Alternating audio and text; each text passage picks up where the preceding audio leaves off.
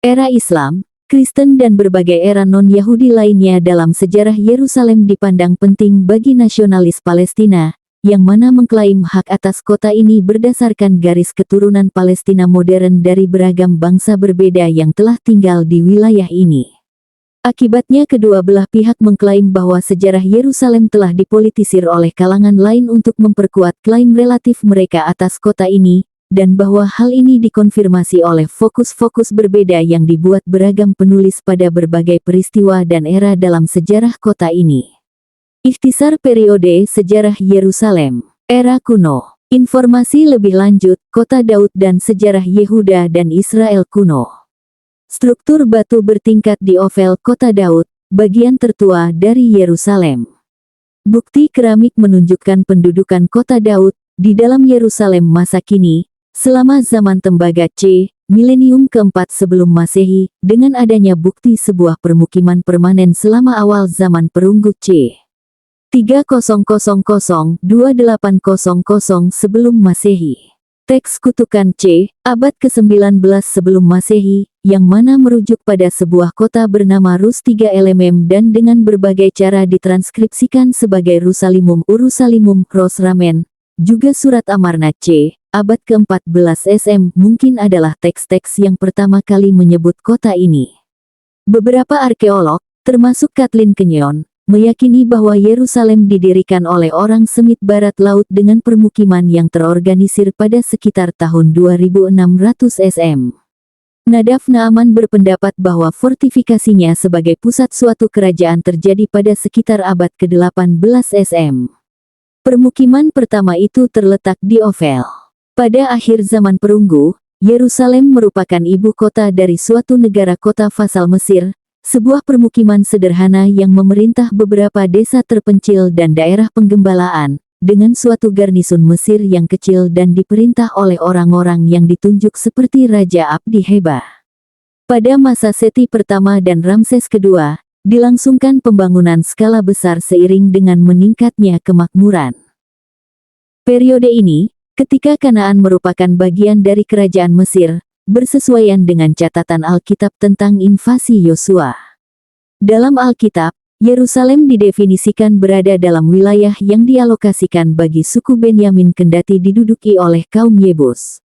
Daud dikatakan telah menaklukkan daerah-daerah ini dalam pengepungan Yebus, dan memindahkan ibu kotanya dari Hebron ke Yerusalem di mana kemudian menjadi ibu kota dari suatu kerajaan Israel bersatu, serta salah satu dari beberapa pusat keagamaannya. Keputusan ini mungkin didasari oleh fakta bahwa Yerusalem tidak membentuk bagian dari sistem kesukuan Israel, dan dengan demikian cocok untuk berfungsi sebagai pusat federasi tersebut. Ada perbedaan pendapat mengenai apakah sebuah struktur batu besar dan sebuah struktur batu bertingkat di dekatnya dapat diidentifikasi sebagai Istana Raja Daud, atau berasal dari periode selanjutnya. Salah satu rekonstruksi Bait Salomo menurut penjelasan dalam Alkitab. Menurut Alkitab, Raja Daud memerintah selama 40 tahun. Perkiraan yang umum diterima mengenai akhir pemerintahannya adalah tahun 970 SM. Butuh rujukan Alkitab menyatakan bahwa Daud digantikan oleh Salomo putranya, yang kemudian membangun bait suci di Gunung Moria. Bait Salomo kemudian dikenal sebagai bait pertama, melanjutkan suatu peranan penting dalam sejarah Yahudi sebagai tempat penyimpanan tabut perjanjian. Setelah Salomo wafat, 10 dari suku Israel Utara memisahkan diri dari kerajaan bersatu tersebut untuk membentuk sendiri negara, raja, nabi, imam, tradisi keagamaan, ibu kota dan bait mereka di Israel Utara. Suku-suku selatan, bersama dengan imam keturunan Harun, tetap tinggal di Yerusalem dengan kota ini sebagai ibu kota kerajaan Yehuda. Peninggalan arkeologis dari era Israel kuno juga meliputi terowongan Hizkia, yakni sebuah akuaduk yang dibangun oleh Raja Yudea Hizkia dan dihiasi dengan inskripsi Ibrani kuno yang dikenal sebagai inskripsi Siloam, suatu fortifikasi pertahanan dengan sebutan tembok lebar yang dibangun oleh Hizkia pada abad ke-8 SM, makam sang pengurus istana monolit Silwan dengan hiasan inskripsi yang monumental dalam bahasa Ibrani, dan menara suku Israel, yakni sisa-sisa fortifikasi kuno yang dibangun dari batuan kukuh yang besar dengan pilar-pilar berukir. Sebuah waduk yang sangat besar dari periode ini ditemukan pada tahun 2012 di dekat Lengkung Robinson, mengindikasikan keberadaan suatu bagian kota yang padat penduduk di daerah barat Bukit Bait Suci pada masa kerajaan Yudea tersebut. Ketika orang Assyria menaklukkan kerajaan Israel pada tahun 722 sebelum Masehi, Yerusalem diperkuat oleh masuknya gelombang pengungsi yang sangat besar dari kerajaan utara.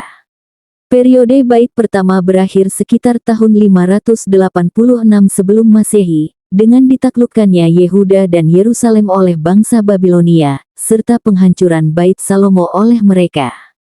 Mereka kekang pengungsi Suafat sebagai bagian dari rencana untuk mengubah kawasan Yahudi itu menjadi taman publik.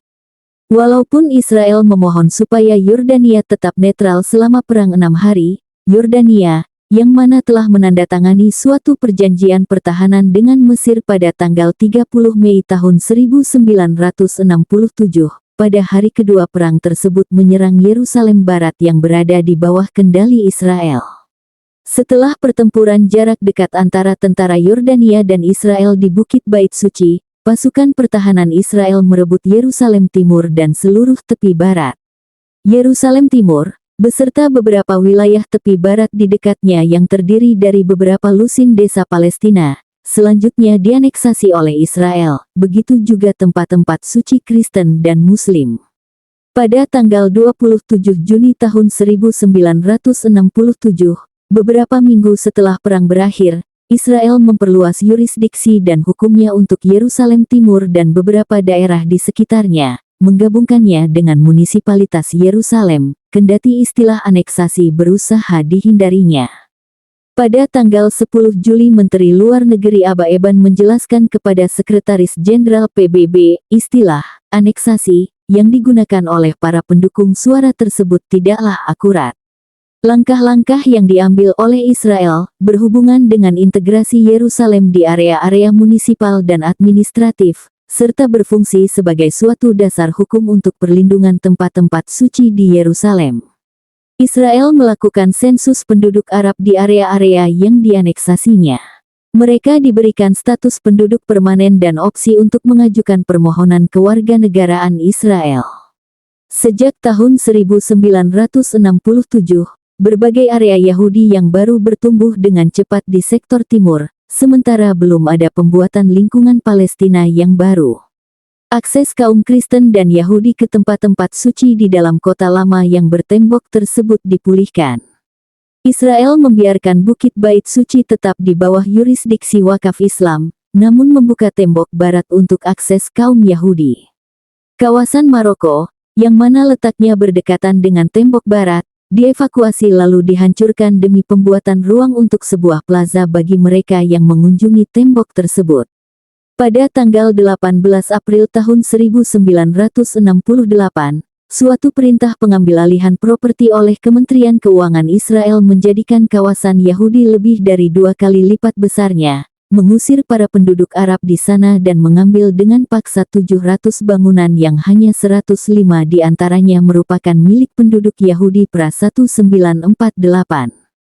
Dengan demikian kawasan lama itu diperluas ke Mugrabi Harat Abu Saud, serta kawasan Arab dan Palestina lainnya yang bersejarah. Perintah tersebut memperuntukkan area-area ini untuk keperluan umum, tetapi hanya ditujukan untuk kaum Yahudi. Pemerintah Israel memberikan 200 dinar Yordania bagi setiap keluarga Arab yang dievakuasi. Setelah perang 6 hari, populasi Yerusalem meningkat 196%. Populasi Yahudi tumbuh sebesar 155%, sedangkan populasi Arab meningkat 314%. Proporsi populasi Yahudi turun dari 74% pada tahun 1967 menjadi 72% pada tahun 1980, dan 68% pada tahun 2000, lalu menjadi 64% pada tahun 2010. Menteri Pertanian Israel Ariel Sharon mengusulkan pembangunan suatu lingkar permukiman Yahudi di sekitar tepi timur Yerusalem. Rencana tersebut dimaksudkan untuk membuat Yerusalem Timur lebih bercorak Yahudi dan mencegahnya supaya tidak menjadi bagian dari suatu blok perkotaan Palestina yang terentang dari Bethlehem sampai Ramallah. Pada tanggal 2 Oktober tahun 1977 Kabinet Israel menyetujui rencana tersebut dan selanjutnya 7 lingkungan permukiman dibangun di tepi timur kota ini. Semuanya itu kemudian dikenal sebagai pemukiman lingkar. Lingkungan permukiman Yahudi lainnya dibangun di Yerusalem Timur, dan kaum Yahudi Israel juga bermukim di lingkungan-lingkungan Arab. Aneksasi Yerusalem Timur ditanggapi dengan kecaman internasional. Kementerian Luar Negeri Israel membantah kalau aneksasi Yerusalem merupakan suatu pelanggaran hukum internasional.